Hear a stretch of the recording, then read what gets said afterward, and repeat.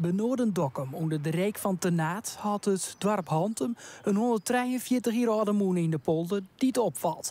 Moeder Marijn van Tilburg zette het monumentale bouwwerk een Skofkelien in de reparatiestoon.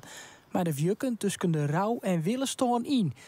Jettiets koen restaurateurs in de omjouwing dan zien dat de moenen onderhoud nodig hier. Hier lekte wat, ziel weer verrot. Ja, hier moet gewoon een nijden. Ja, en de schroef die weer oude, die weer op. Dat moest gewoon een keer. Eén keer in de 25 jaar, 30 jaar, moet het dus even gebeuren. Dit is de oude schroef en dit is het nieuwe houten exemplaar. Die wordt gebruikt om water uit het Hantemer leeg voor te pompen. Kom als een mooie nieuwe zeil, nou, dat ligt het weer mooi. Ja, ik kom weer gewoon mooi in het pak.